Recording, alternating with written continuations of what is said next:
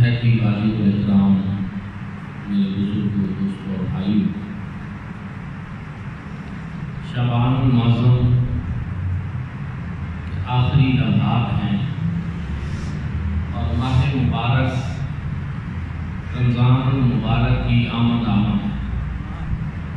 آپ اور میں ہم سب منتظر ہیں ان بابرکت اور نور اور سعید لمحات کے کہ جن میں رب تعالیٰ کی رحمتوں کی برسات ہو، ابر کرم چھم چھم کر برستا ہے اور ہر انسان کو یہ موقع ملتا ہے کہ وہ ان بابرکت لمحات میں اپنی بگڑی سنوار لے، اپنے مقدر اور بخت سنوار لے اور اپنے خالق اور مالک کو راضی کر۔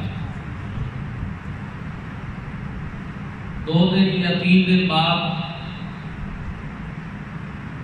ماہ مبارک جلوہ فگن ہو جائے گا اور دعا ہے کہ اللہ کریم ہمیں بھی یہ ماہ مبارک نصیب، اس کی برکات نصیب فرمائے اور اس میں عبادات کی توفیق عطا، اور ہم سے کوئی ایسا کام سرزد نہ ہو جو اللہ رب العزت کو ناپسند۔ ہمیں اللہ پاک اپنی طاعت کی اور حضور نبی کریم صلی اللہ علیہ وآلہ وسلم کی اتباع کی توفیق نصیب۔ خوش نصیب ہوتے ہیں وہ لوگ جن کی زندگیوں میں رمضان المبارک جیسا بابرکت مہینہ آتا ہے اور وہ ان لمحات کو قیمتی جانتے ہوئے عبادت میں گزارتے، ضائع ہونے سے بچاتے۔ یہ بڑی گنتی کے دن ہیں۔ آج ہم بات کر رہے ہیں کہ ابھی آئے گا، پھر وہ تشریف بھی لائے گا اور پھر گزر بھی جائے گا، پتہ بھی نہیں چلے گا۔ لیکن جو ان کی اہمیت کو سمجھ جائے، جو اس کی برکات کو حاصل کر لے، تو وہ مبارکباد کا مستحق، کیونکہ رمضان شریف بگڑی بھی بناتا ہے اور رمضان شریف کی ناقدری کرنے والا ہلاکت اور بدبختی کی اتھاہ گہرائیوں میں بھی جا گیا۔ حضور نبی کریم صلی اللہ علیہ وآلہ وسلم نے فرمایا آمین، ممبر کی دوسری سیڑھی پہ قدم رکھا، فرمایا آمین، تیسری پہ قدم رکھا، فرمایا آمین۔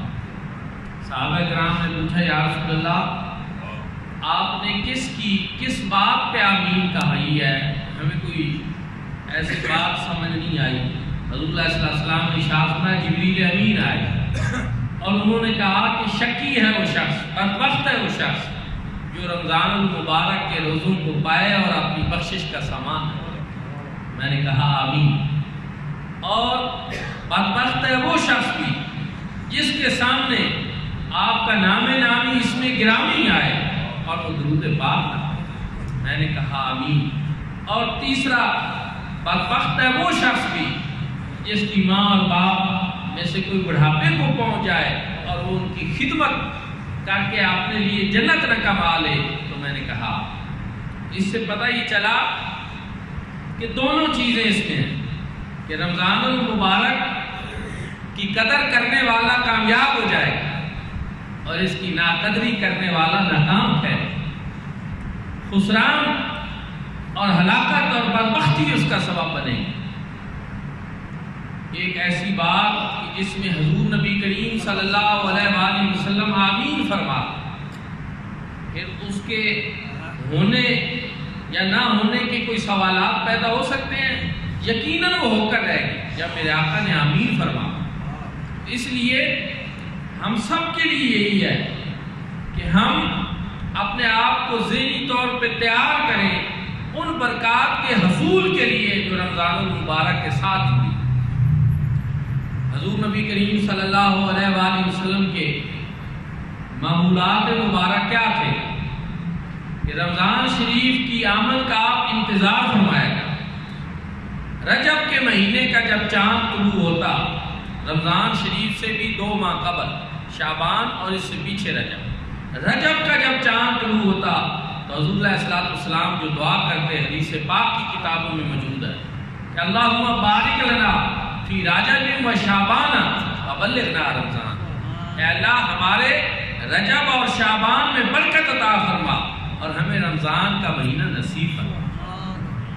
اس سے حضور علیہ الصلوۃ والسلام کا اس مہینے سے پیار، اس کو پانے کی خواہش وہ سمجھ آتی ہے، اور بلغنا رمضان، رمضان تک پہنچا سلامتی کے ساتھ یہ مہینہ نصیب فرما تاکہ ہم اس میں عبادات کر سکیں، اس میں روزے رکھ سکیں، اس میں اللہ رب العزت کو راضی کر سکیں۔ یہی دعا کا مقصود ہے اور یہی مطلوب ہے۔ اور کب سے؟ جب ابھی شعبان بھی نہیں، رجب کا چاند طلوع ہوتا ہے۔ ام المومنین سید عائشہ صدیقہ رضی اللہ تعالی عنہا فرماتی ہیں کہ جب رجب کا چاند طلوع ہوتا تو حضور علیہ الصلوۃ والسلام عبادت میں، سخاوت میں تیزی لا۔ جب شعبان کا چاند طلوع ہوتا تو حضور علیہ السلام کی عبادت میں اور تیزی آتی، اور جب رمضان المبارک کا چاند طلوع ہوتا تو حضور علیہ السلام اپنی کمر کس لیتے تھے اور عبادت میں تیزی کرتے تھے، اور اس طرح سخاوت فرماتے تھے جس طرح کہ ایک تیز آندھی چلتی ہے، اس طرح حضور علیہ السلام عبادت بھی فرماتے تھے اور سخاوت بھی۔ اب آپ دیکھیں کہ اس سے رمضان المبارک کی عظمت کا پتہ چلتا ہے، یہ کتنا برکتوں والا مہینہ ہے۔ اللہ کے محبوب کریم صلی اللہ علیہ وآلہ وسلم اس کی اہمیت، اس کی عظمت اور اس کی فضیلت کس انداز سے اجاگر فرما۔ صحابہ کرام رضوان اللہ تعالی علیہ مجمعین کے بارے میں نے پڑھا کہ صحابہ کرام رمضان المبارک کا 6 مہینے انتظار کرتے ہیں، اور جب رمضان المبارک چلا جاتا تو 6 مہینے اس کے غم میں گزارتے کہ یہ ماہ مبارک ہم سے چلا جائے۔ یہ محبت تھی صحابہ کرام کو رمضان المبارک سے، اور اللہ والوں نے بھی ہمیشہ ہر دور میں اس ماہ مبارک کو اللہ کا مہمان مہینہ سمجھا، اور جس طرح ایک مہمان اور اعلیٰ مہمان اور بڑا ہی خاص مہمان گھر میں آئے تو اس کے لیے کچھ نہ کچھ روٹین سے ہٹ کر اہتمام کیا جاتا۔ تو یہ مہینہ چونکہ اللہ کا ایک خاص مہینہ ہے اور ایک مہمان مہینہ ہے، تو اس کے لیے ہمیں اپنی روٹین کی زندگی سے ہٹ کر عبادت کریں، اپنی روٹین توڑ دینی چاہیے، اس سے آگے بڑھ کر پہلے 5 نمازیں پڑھتے ہیں تو اب تراویح کو شامل کریں، اب اوابین کو شامل کریں، اب نماز تہجد، کیونکہ 11 مہینے جی ہماری آنکھ نہیں کھلتی، کوئی عذر ہم بنا لیتے ہیں، جی تھکے ہوئے تھے، جو بھی تھا، لیکن رمضان المبارک میں تو خوش نصیبی سے انسان اس وقت بیدار ہوتا ہے جو رب تعالیٰ کے ہاں منظوری کا وقت ہے۔ پچھلی راتی رحمت ربی کرے بلند آوازہ، بخشش منگن والے کارن کھلا ہے دروازہ۔ وہی وقت جب رحمت خداوندی صدا لگا رہی ہوتی ہے تو وہ ماہ مبارک کے لمحات انسان کو خوش نصیبی سے جاگ رہا ہوتا ہے۔ وضو ہی کرنا ہے اور 4 رکعتیں پڑھ لیں، 6 پڑھ لیں، 8 پڑھ لیں، 12 پڑھ لیں، لیکن پڑھیں تہجد کی نماز اور عبادات کرنے والوں میں شامل ہو جائیں۔ دوستان ذکر، اور پھر رمضان المبارک نزول قرآن کا مہینہ ہے، اس لیے اس میں قرآن کریم کی تلاوت کی کثرت جو ہے وہ تو اور زیادہ جچتی ہے، اور زیادہ اس کی ضرورت ہے کہ قرآن مجید فرقان حمید کی تلاوت کریں۔ حضور نبی کریم صلی اللہ علیہ وآلہ وسلم نے ارشاد فرمایا جب رمضان المبارک کی پہلی رات آتی ہے تو اللہ رب العزت جتنے اہل قبلہ ہیں اللہ رب العزت ان تمام کی بخشش اور مغفرت کرتا ہے۔ ایک خاص پیکیج ہے، ایک خاص مہربانی ہے، اللہ پاک کا خاص کرم ہے، اور فرمایا ایک جمعہ سے، ایک نماز سے دوسری نماز کے درمیان جو گناہ ہے اللہ پاک وہ معاف فرما دو۔ ایک جمعہ سے دوسرے جمعہ پڑھنے والے کے سارے گناہ معاف ہو جاتے ہیں، اور فرمایا ایک رمضان سے دوسرے رمضان کو پا لینے والا اس کے سارے گناہ معاف ہو جاتے ہیں۔ اور پھر حضور نبی کریم صلی اللہ علیہ وآلہ وسلم نے ارشاد فرمایا اذا جاء رمضان فتحت ابواب السماء وفی روایت فتحت ابواب الجنہ وغلقت ابواب جہنم وسلسلت الشیاطین۔ جب رمضان المبارک کا مہینہ آتا ہے اللہ رب العزت آسمانوں کے دروازے کھولتے ہیں، ایک روایت میں جنت کے دروازے کھول دیے جاتے ہیں، جہنم کے دروازے بند کر دیے، شیاطین کو زنجیروں کے اندر جکڑ دیا جاتا ہے۔ یہ کس بات کے لیے، یہ اہتمام کیوں ہے؟ اور حضور علیہ السلام نے ہمیں یہ کیوں بتایا؟ اس لیے کہ جنت کے دروازے کھولنے سے یہ پیغام ہے اللہ تعالیٰ کی طرف سے روزے داروں کے لیے، اہل ایمان کے لیے، اللہ پاک نے اپنی جنت سے بنائی نہیں، اس کے دروازے بھی تمہارے لیے کھولے، یہ مہینہ بھی عطا کر دیا تاکہ تم اس میں عبادات کر کے، نیکیاں کر کے اپنے لیے اس جنت کو جو ہے وہ اس کے مستحق بنا۔ اور جہنم کے دروازے کیوں بند کر دیے؟ کہ اللہ رب العزت کو یہ بات پسند نہیں کہ میرے بندے، میرے محبوب کے امتی جہنم کے اندر چلے۔ یہ دروازے اس لیے بند کی، لیکن بدقسمتی ہے کہ ہم پھر بھی دیکھتے ہیں کہ کچھ لوگ ان بند دروازوں کے اوپر بھی ٹکرے مار رہے ہیں، پھر بھی گناہ سے باز نہیں آتے۔ حدیث پاک میں ہے کہ جب رمضان المبارک کا چاند طلوع ہوتا ہے تو اللہ رب العزت کی طرف سے ایک آواز لگائی جاتی ہے حافظ غیب سے، اور کہا جاتا ہے یا باغی الخیر اقبل، یا باغی شر اکثر، اور نیکی کے طلبگار تو اپنے معاملات کو اور تیز کر، اور اللہ کے باغی تو اپنی بغاوت سے باز۔ رمضان کا مہینہ آ گیا ہے، اپنا شر مٹا دے، بغاوت ختم کر دے، اور رب کے حضور سر سجود آوازیں لگ رہی ہوتی ہیں، ندائیں آ رہی ہوتی ہیں، صدائیں ہیں، اور بخششنا چاہتے ہیں رب تعالیٰ۔ بخشش کے طلبگاروں کے لیے یہ بڑا حسین موقع، خوش نصیب ہوتے ہیں اللہ والے اور اللہ کے وہ بندے جو اس مہینے کی کوئی ایک ساتھ بھی ضائع نہیں ہے۔ دوستان ذوالفقار، رمضان المبارک جیسا روح پرور مہینہ، ایمان افروز مہینہ، سعادتوں والا مہینہ، یہ خوش نصیبوں کو ہی نصیب ہے۔ حضور نبی کریم صلی اللہ علیہ وآلہ وسلم نے ارشاد فرمایا کہ رمضان المبارک میں جب روزدار روزہ رکھتا ہے تو اس کے درمیان اور جہنم کے درمیان ایک گہری خندق کھود دی جاتی ہے۔ مطلب کیا ہے کہ جہنم کی آگ اس کے اوپر حرام کر۔ پھر رسول اللہ صلی اللہ علیہ وسلم نے ارشاد فرمایا جو شخص کسی روزدار کا روزہ کھلواتا ہے اللہ پاک اس کی بخشش اور مغفرت۔ اور پھر فرمایا کہ صحابہ کرام نے عرض کیا رسول اللہ کس طرح روزہ کھلوانا؟ رسول اللہ صلی اللہ علیہ وسلم نے فرمایا چاہے وہ لسی کے ذریعے کیوں، چاہے وہ کھجور کے ذریعے کیوں نہ ہو، اور چاہے وہ پانی کے ذریعے کیوں۔ اور پھر رسول اللہ صلی اللہ علیہ وسلم نے ارشاد فرمایا کہ جو روزدار کا روزہ کھلواتا ہے تو اللہ رب العزت اس کو بھی اتنا ہی اجر عطا فرماتے ہیں جتنا روزہ رکھنے والے، اور اس روزہ رکھنے والے کے اجر میں بھی کوئی کمی نہیں کی جاتی۔ یہ نہیں ہے کہ ہم کسی کے پاس جا کر افطاری کریں گے تو ہمارے روزے کا ثواب اس کو چلا جائے گا، ہمیں نہیں، ہمیں روزہ رکھنے کا ثواب پورا ہی ملے گا، البتہ ہمارے افطار کرانے والے کو بھی اتنا ہی ثواب ملے گا جتنا کہ گویا اس نے خود روزہ۔ بخشش اور مغفرت کے بہانے ہیں، رب تعالیٰ کی کرم فرمائیاں ہیں، اس کی بندہ پروریاں ہیں، اس کی بندہ نوازیاں ہیں۔ بس یہ چاہتا ہے کہ میرے محبوب کی امتی کوئی بخشش اور مغفرت کا بہانہ بنائے اور میں ان کی بخشش اور مغفرت۔ دوستان ذوالفقار، یہ وہ مہینہ رمضان المبارک کے روزے پہلی امتوں کے اوپر بھی فرض تھے، رب تعالیٰ نے امت مصطفیٰ صلی اللہ علیہ وآلہ وسلم کے اوپر بھی فرض کیا۔ اور رمضان کا مطلب کیا ہے؟ رمضان یرمزو، رمضان اس کا مطلب ہوتا ہے موٹے قطروں والی بارش ہونا ایک، دوسرا اس کا مطلب ہوتا ہے جلا دینے والا اور مٹا دینے والا۔ بنیت طالبین میں حضور غوث حضرت سیدنا شیخ عبد القادر جیلانی رضی اللہ تعالیٰ سیدنا غوث العظم فرماتے ہیں کہ اس کا مطلب یہ ہے کہ رمضان المبارک، رمضان کا مطلب ہے جلا دینے والا، مٹا دینے والا، کیونکہ اس سے امت کے گناہ گاروں کے گناہوں کو مٹا دیا جاتا ہے، اس لیے اس کو رمضان المبارک۔ اور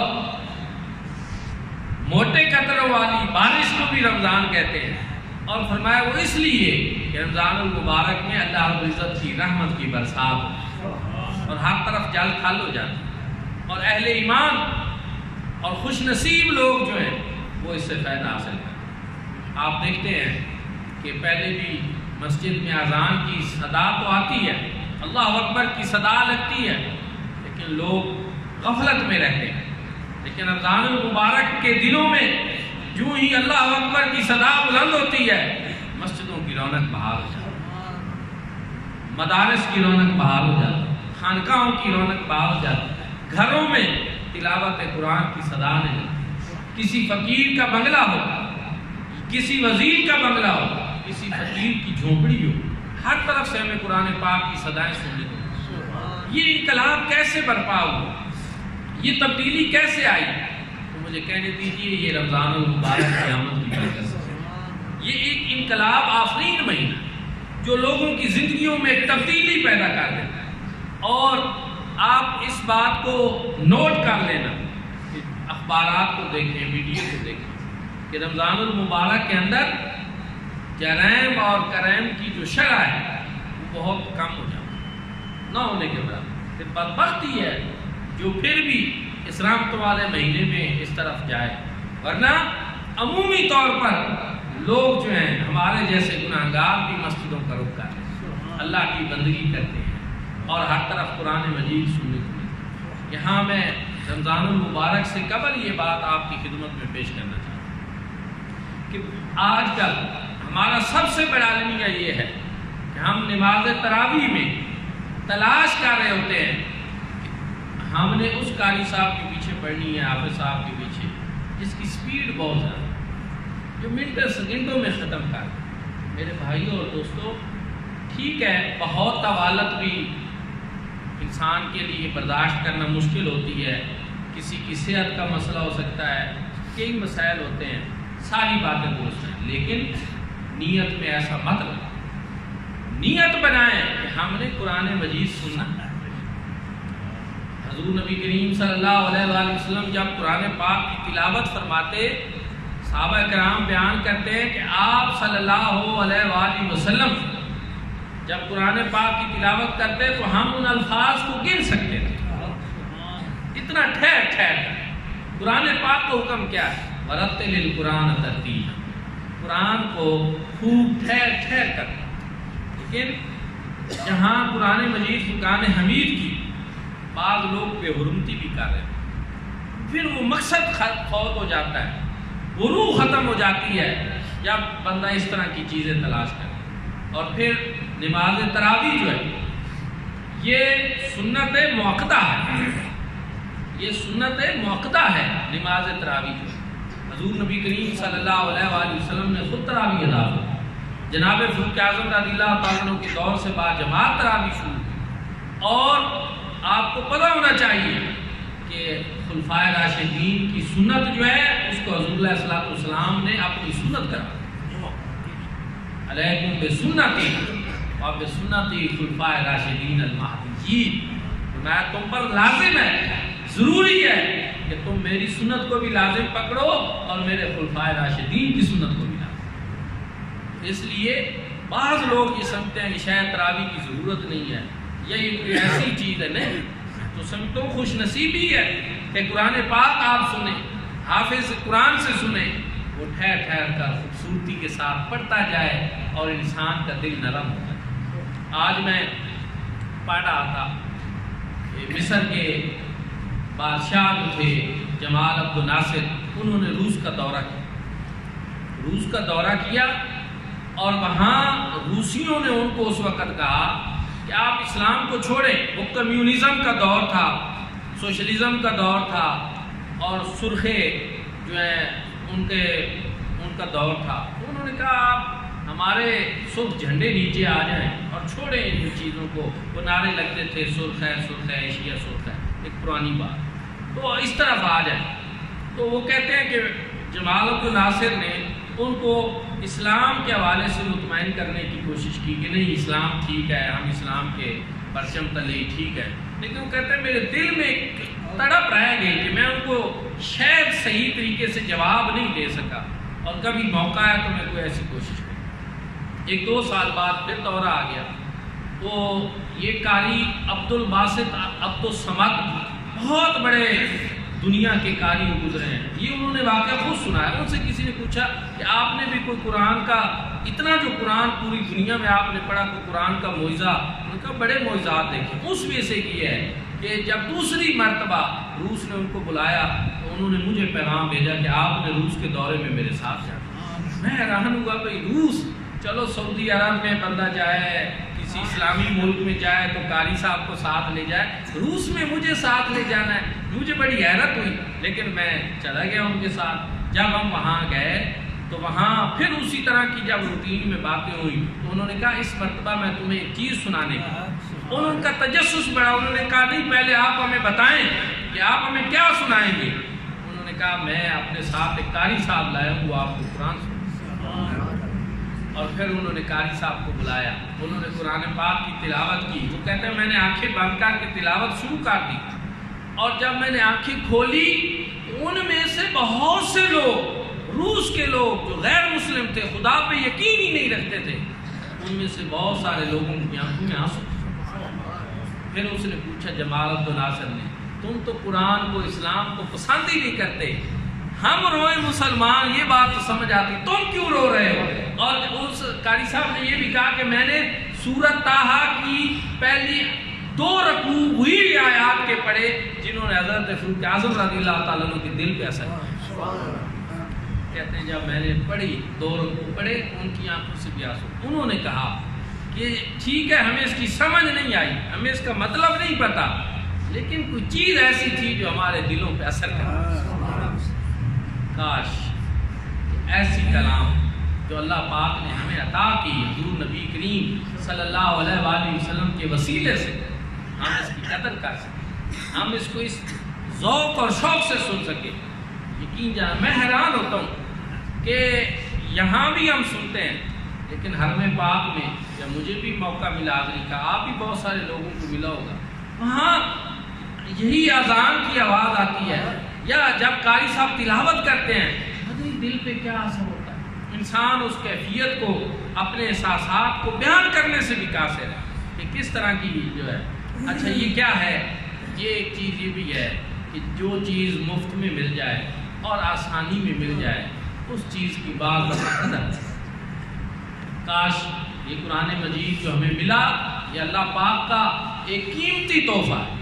حضور نبی کریم صلی اللہ علیہ وآلہ وسلم نے ارشاد فرمایا قرآن اللہ کی وہ رسی ہے، حبل ممدود اللہ من السماء الی الارض، یہ اللہ کی وہ رسی ہے جس کا ایک سر آسمانوں پہ اور دوسرا زمین.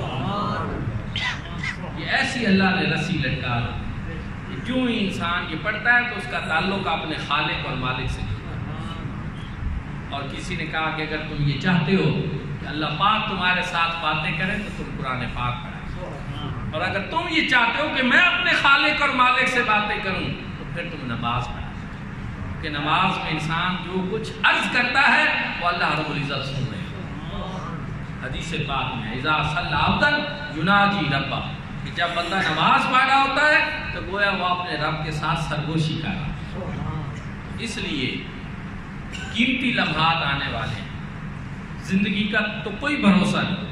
کتنے ہمارے دوست بھائی ہیں، اور پہلے تو میں کہتا ہوں کہ ایک ہوتا تھا کہ فلاں بندہ فوت ہو گیا جی 90 سال عمر تھی، 100 سال تھی، لوگ کہتے تھے عمر اپنی تبھی پوری کر گیا، ٹھیک ہے. لیکن فی زمانہ جو صورتحال ہے اس میں کیا بوڑھا اور کیا جوان، کوئی اب وہ باتیں نہیں رہی. قرب قیامت کی نشانیوں میں سے یہ ہونا ہے کہ اس طرح کثرت اموات ہوگی، جوان لوگ جو ہیں وہ فوت ہو جائیں گے اور یہ چیزیں بڑھیں گی، اور گناہوں کی کثرت کی وجہ سے بھی اموات کی کثرت ہوگی. ساری چیزیں آج ہم اپنی آنکھوں سے دیکھ رہے ہیں. زندگی کا کوئی بھروسہ نہیں ہے. اس لیے اس رمضان المبارک کو یوں سمجھیں کہ شاید یہ ہماری زندگی کا اس قیمتی وقت کو ضائع مت ہونے دیں اور اس میں عبادات کریں، اپنے خالق اور مالک کی بارگاہ میں حاضر رہیں، مساجد کو آباد کریں اور اپنے گھروں میں بھی قرآن پڑھیں.